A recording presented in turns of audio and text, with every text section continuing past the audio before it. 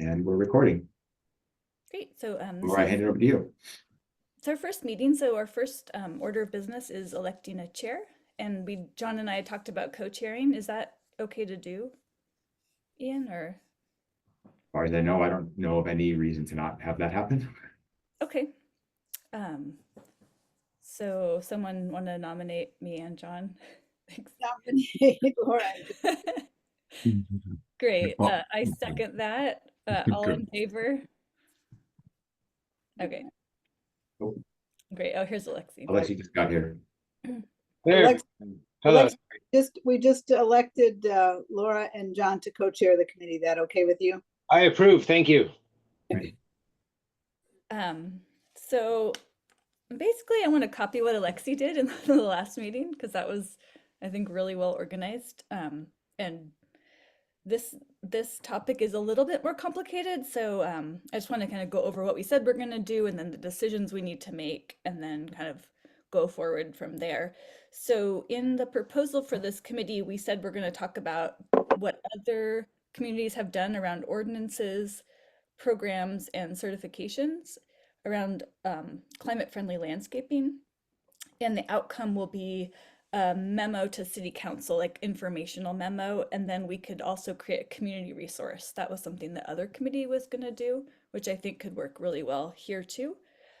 And the decision is like what to include in this on these topics. So, the things people have come to us about gas-powered leaf blowers, and that's a very like active topic around among ordinances, programs, and certifications, all of that. So that one seems like a definite inclusion. And then artificial turf is something else that came to us that is totally, topical with climate-friendly landscaping.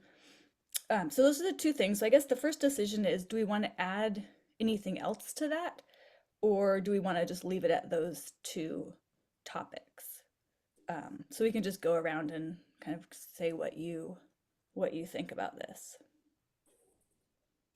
So one piece that I was wondering about that I think we've discussed vaguely is we have a huge landscaper in the city that can be influenced by the city council. And then we have a lot of private citizens who also do a lot of landscaping. Are we trying to aim at both of those groups, or are we really just looking at what other cities are doing for their city?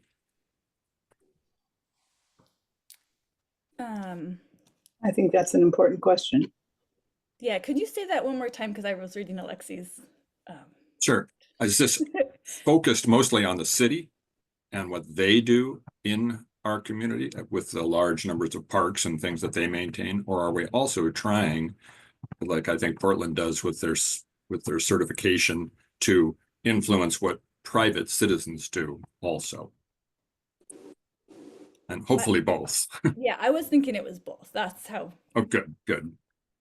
Last year, within the Sustainability Commission, we considered this and noodled on a little bit, and we did hear from the city about their progress toward things like electric landscaping equipment and some other climate-friendly landscaping topics on municipal property. So that ground has been tilled a little bit, and there's progress being made at the city that, I mean, I don't think it's not that we don't need to go there at all, but I think it might be more productive to focus more on non-municipal stuff, or at least maintain it as one major key focus.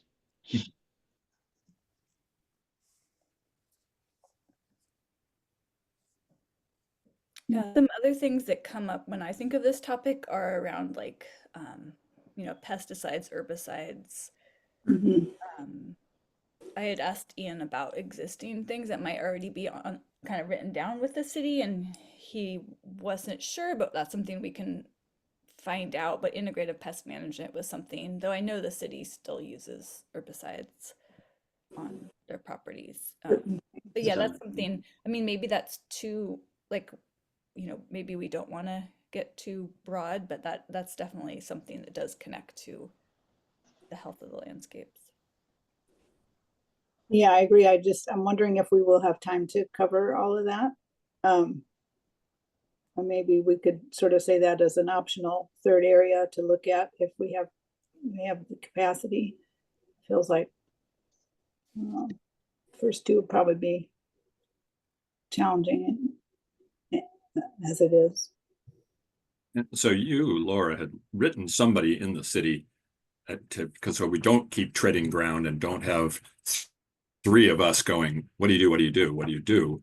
But did you get your response you described was, I didn't get details of it. I know, for example, they don't use pesticides, herbicides on the lawns for the schools and the parks anywhere near what they did when we moved here 40 years ago.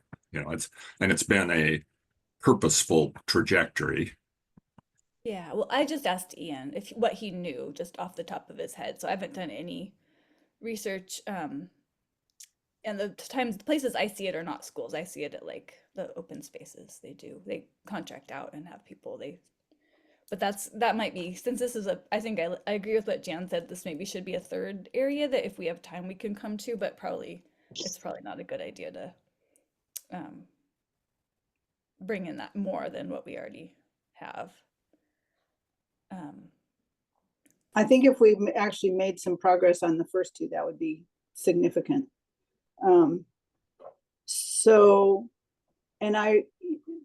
It's true that we, like you say, Alexi, we did have somebody kind of give us an update on what the city staff is doing within their own work. But I wonder it'll be really interesting if we, to influence it beyond that. I guess it will be, it seems like it would be easier to influence city staff work than to influence the community as a whole, but I don't know.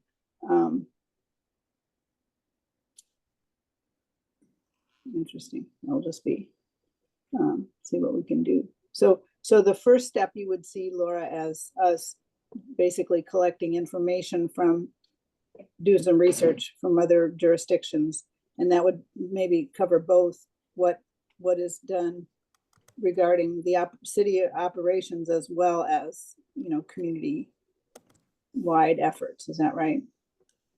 Yeah, and I'm going to put two resources in the chat that I think are really good at kind of giving a broad overview of like what's happening.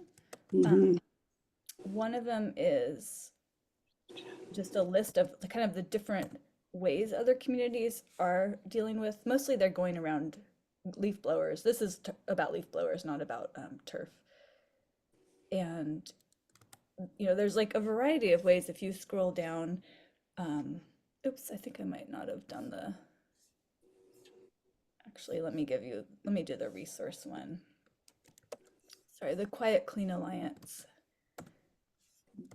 They have a bunch of different resources for yard care. And then the other one, the PERG one, they have examples of policies and rules. So I think this can be a really good place for us to start, because they don't just have one way. It's like there's some of them are incentives, others are like leading by example where the institution does their own work.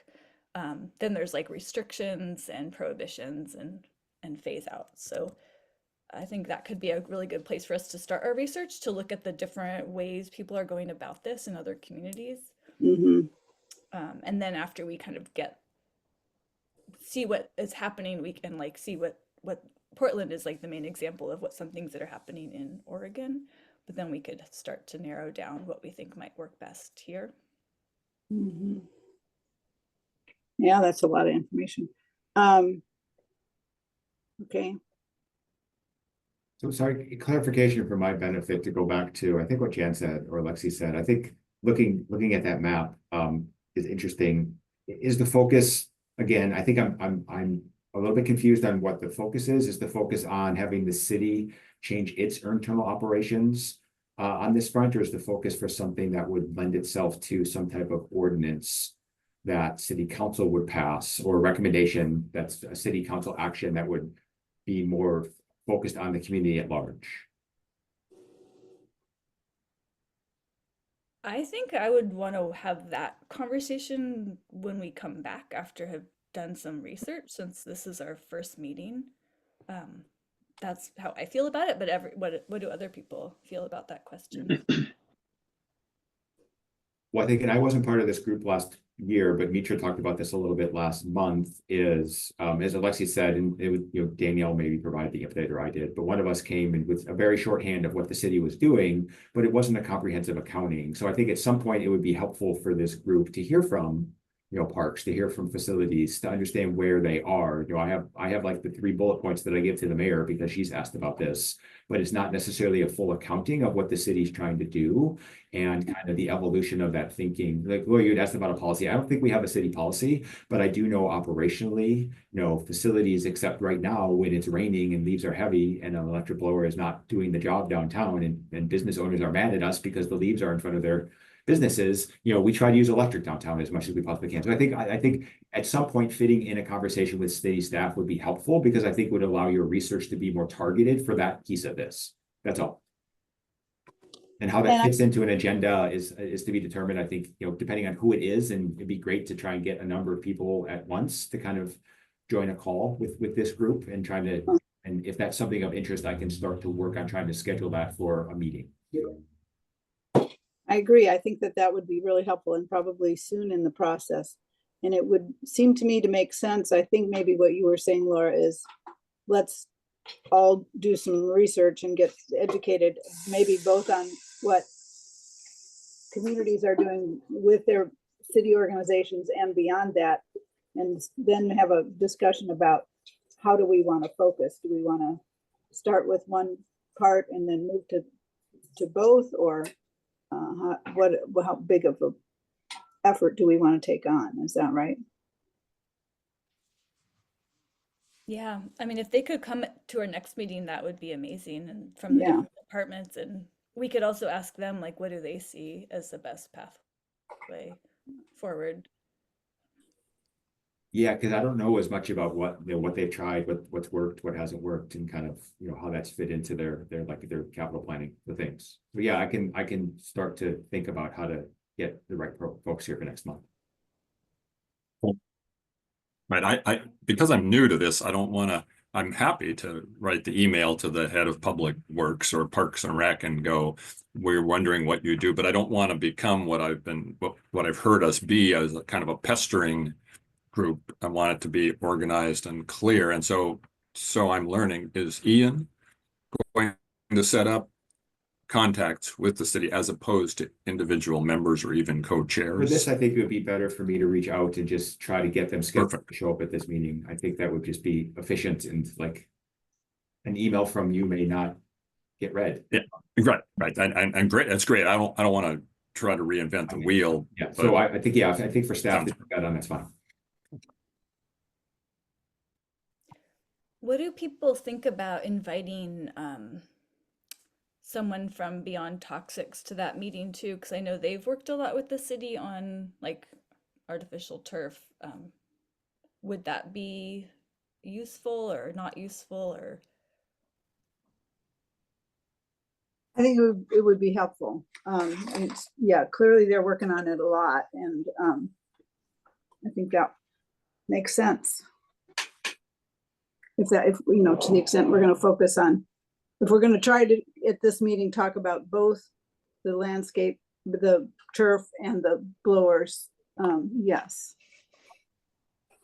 Okay, sorry, I think I didn't catch everything. So Laura, you're suggesting for next meeting, we have staff to come talk about both where the city is in terms of turf, as well as what we're doing in terms of trying to electrify our landscaping equipment? Well, those are the two things on our list. Yep, no, I get it. I'm just, Yeah. staff is coming to the commission literally next week to talk about Golden Gardens. So, and a piece of that is going to be talking about the triple bottom line analysis they're doing about turf. Yeah. So I don't know if that'd be sufficient. So I'm trying to just be efficient with everybody's time and be the best people to kind of show up for next committee meeting. So we should maybe we can decide after we hear what staff says Thursday or next Wednesday. That's what I was going to say. We should tune into that presentation and then maybe check in online afterward and say, do we need to further delve in? So Laura, I'm happy to invite them. I just don't want them to come and say the same things that they're going to say next Wednesday. Right. Yeah, no, but I was under the impression that the city has no policy about artificial turf. It's just No, we totally- don't, but they're talking about, yes, but next week they're gonna talk about the Golden Guards master planning, and obviously turf is a big topic in that discussion. Yeah. So we've set aside an hour for that presentation, so we're expecting, they're gonna go 20, 25 minutes, and we're expecting a lot of comments from commissioners. Okay. And So this is and where is the Golden Garden ones? Is that It- for it- It's this, at our commission meeting next Wednesday. it's our next Sustainability Commission meeting? Yeah, sounds great, which is next Wednesday. Check your emails. Read your I'm emails, I do, please. I Read your will. email. I believe I am, but I must have missed something. Okay, No, The packet may not have gone out. We're trying to get the agenda finalized right now, and the packet should go out soon. Yeah, I believe that's right. okay, good, Yeah. good. I've got the meeting. I, for some reason, thought you were talking about a council meeting too. Nope. It's our commission meeting. Good, good. That's what I thought, but I haven't So seen the it. commission will have the opportunity to ask staff directly about this issue. Right. So that's why, like, if it doesn't answer the questions, then we can figure out if a follow-up with staff makes sense. Right. Great. Yeah, I got that. But we know we need to talk to them about gas powered equipment. That's not going to be part of next week. No, and that's a separate group of people. So I'm just trying to figure out who I need to reach out to. Okay. So are there other things that people think we should be on our radar, or things we should talk about, or are we ready to kind of start noting where we want to go with our research, like kind of breaking this up? Something that the city did in the past, and that I think is really more valuable than gas changeover in certain ways, is they used to, they've done a couple of composter distribution activities so that we compost in our backyards and put our leaves in piles instead of dragging them to a giant facility and dragging the pieces back. So it was quite a few years ago. They gave away or sold really inexpensively Good Day compost bins. And that way you didn't have to throw your kitchen scraps into a unit for a truck to take. And I know that they're currently giving away the food not waste compost, partly because it's generated a lot. So is there any interest in trying to get less of the material that causes methane, for example, into the landfill? Is there any interest in keeping it in place? Maybe that's too broad of a topic. Mhm. What is it that makes yards more sustainable? Using electric instead of gas certainly has impacts, but I think the material itself in many ways is more impactful than the dealing with it even. Yeah, I mean, that's very important. There's, because the yards touch on so many areas, like water, how the water flows and nutrients and all of that. I don't think we can include everything at this point, but this committee could, reiterate in the spring as like looking at water and nutrient flows or some other area. But I don't think we could include it this time.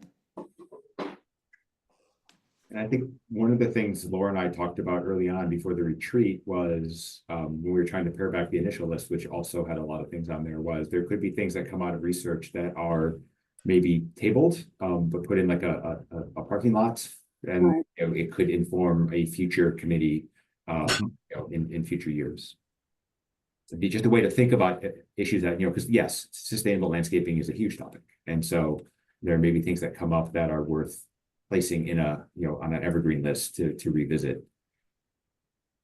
Yeah, I think that's a good point. I think that the subject of composting is, and using yard waste, all that is important, and it seems like it's beyond the scope of what we included, or considerably beyond the scope of what we included in the proposal to council, which is now approved. So I think we couldn't really go too far past that, but I do think it might be a worthy effort for this committee and for other committees to, at the end of the process, to say, and here's some other things we encountered or thought about in the process of this that might be fodder for the next committee. And I did reach out to the Master Gardener group, which used to teach a sustainable landscaping class, Oh, but has stopped that about 2 or 3 years ago. hmm, So they had laid a lot of groundwork, and that information is still available, that they don't have enough people to do the teaching. So there is a resource there that I could pass on to people if they would like to see it. hmm, good.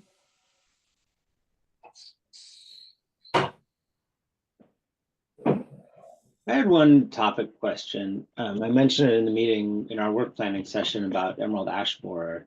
And there's a state plan on that, and there's info. That's a bigger question than the Sustainability Commission itself can deal with, or this group, this committee. But I am wondering if that's something that we want to play any role in, either sharing info about, hey, here's what an ash tree looks like. You know, the clock is probably ticking on when you may need to make a decision on whether you're trying to treat it forever or take it down, or let it die naturally, or whatever. And I have this sort of half-baked dream of some kind of a group of a consortium of, you know, friends of trees and maybe city something, to help people plant something near the ash that's going to be a successor tree to maintain canopy as those die off, whether they get cut down or not. So I'm wondering if that's something that people in this group want to get into at all, and if so, at what level?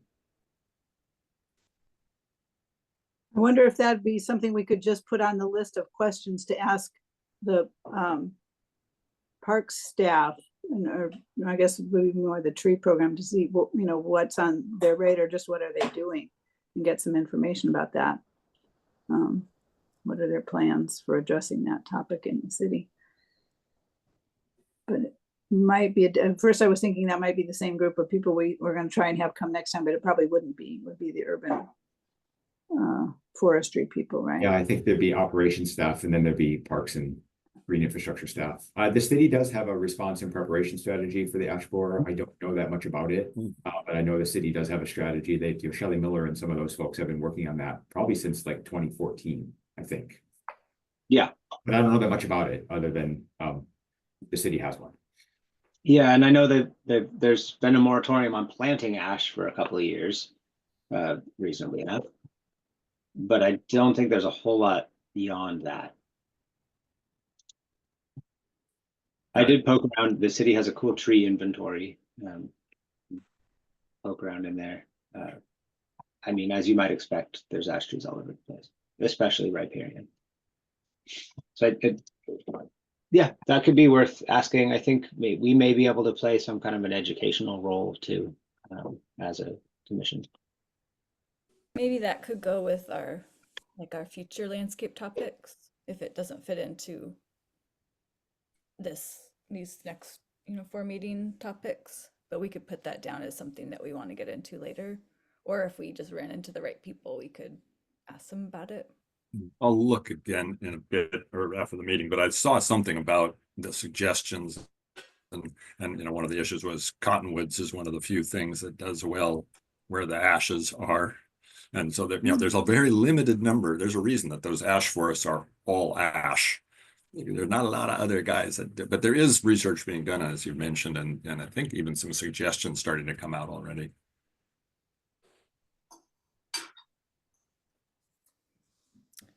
Okay. So Alexia, are you okay with that one being kind of on the back burner? Sure. Sounds fine. Okay. So I think the next thing is to pick areas of research and just get a start on this. The 3 things we have are ordinances, programs, and certifications. Does that, from what you've been thinking about and seen, does that everything fit under those categories? Ordinances, programs, and Certifications. certifications. I guess incentives, that's something else that we didn't. Mm-hmm.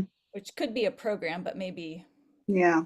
since there are 4 of us, having 4 things would be useful. Convenient.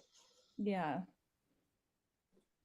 So ordinances, programs, certifications, and incentives.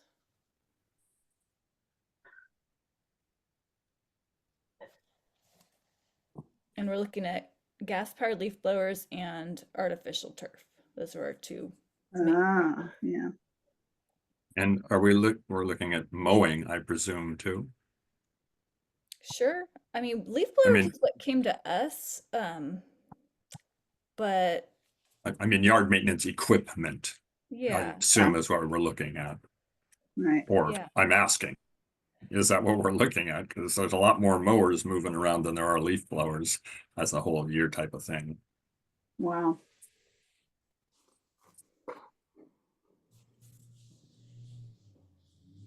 Yeah, I mean, I haven't done that much research yet. I have seen some of the ordinances targeting the noise level, and I don't know if mowers hit the same level as the leaf blowers, but again, I haven't really gotten into it too far.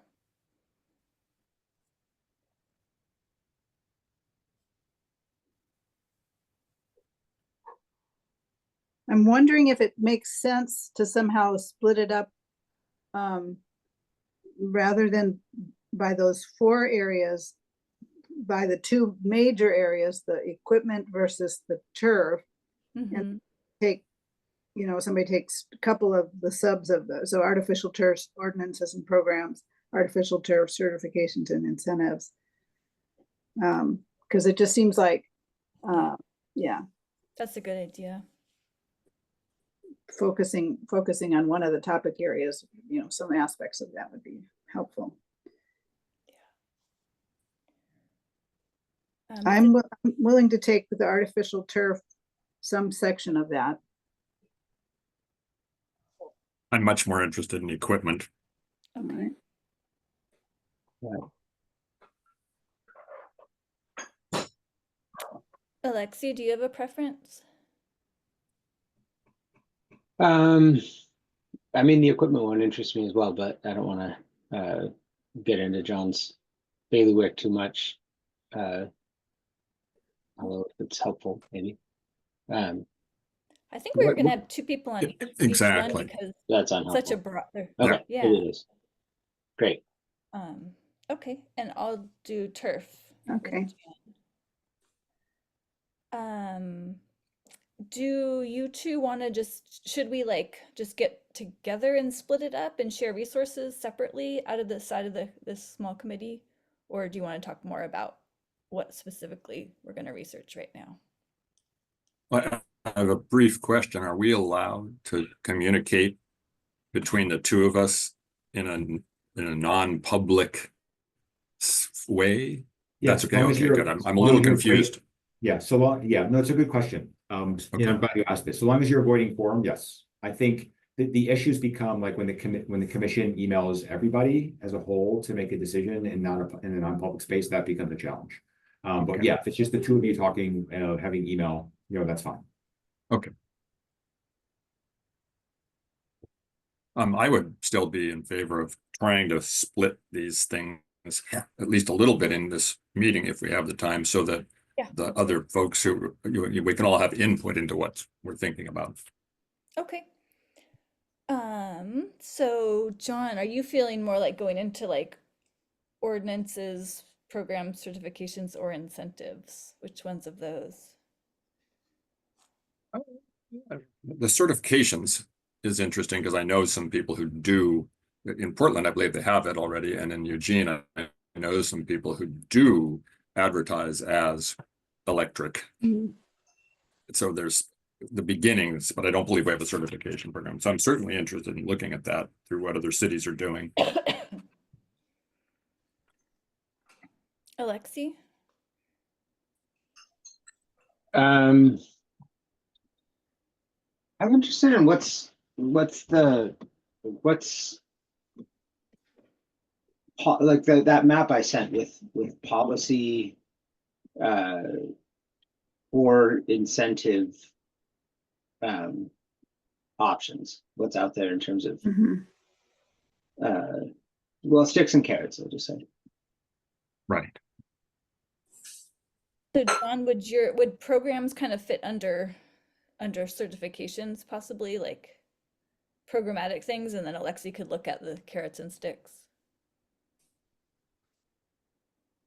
Sounds good to me. Okay. Okay. Jan, what do you feel like? Uh, Yeah. Well, I'm not sure that those terms apply as much for, Yeah. I guess policies, ordinances is sort of the same thing, maybe, not ordinances, but policies would make sense there. So I can definitely take that one on, or that would be one I'd be interested in.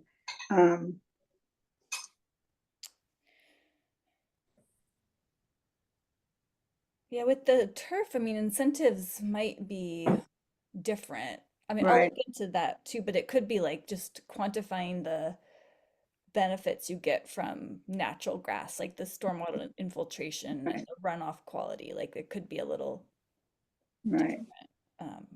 But I can look into that. Yeah, we can stay in touch after we do a little looking to see what else we may need to divvy up. Yeah. Yeah, I mean, there's also some stuff like the European Union banned the major infill in turf, like the crumb rubber, because it's so toxic, the runoff. So there is some stuff it might have to go farther than the US Yeah. to show like some forward-thinking policies around turf. Okay.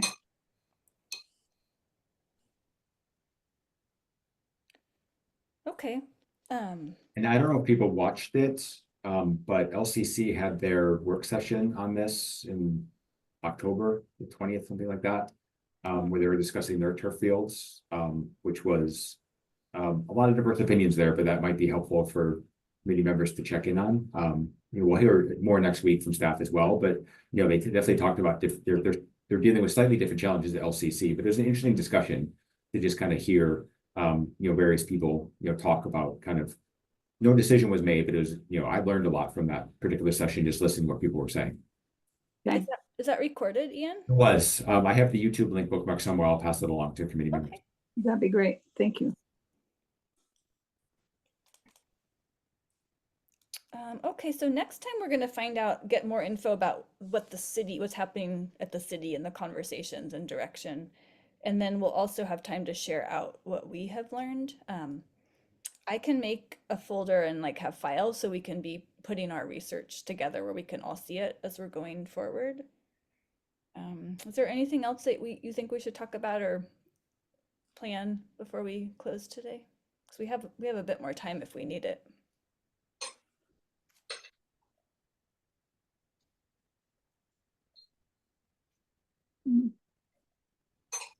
If I'm going to try to co-chair, I'll have to learn perhaps from you, Laura. I don't know how to set up a Zoom room, or I'm not very computer cogent. And so I have to learn what am I going to do as a co-chair, because we didn't send out any packet or anything of that sort for No, this and- committee meeting, but next time we'll have some resources that we can look at before we meet. Yeah. Yes. If we have the folder we put things in. Okay. Yeah, so we can check in and then like it would probably Okay. be like just breaking up like what part of the meeting you would lead and I would lead, that kind of. Okay. Yeah, because Ian does all the Zoom stuff. We Yes, don't have to do the that. Zoom calendar should be set up for the year, so we should have gotten an email Okay. about that. That's set up for through June. And I think it's really up to the chairs to figure out how to do it. But I know in the past, like last year on the decarb committee, Alexi would send out a really quick agenda beforehand, the work on setting up, this is a case where like in the next meeting, I'm going to work on supporting getting, staff to come and present and talk and answer questions from you. And sometimes the chair takes that on depending on who is going to be kind of coming to those meetings.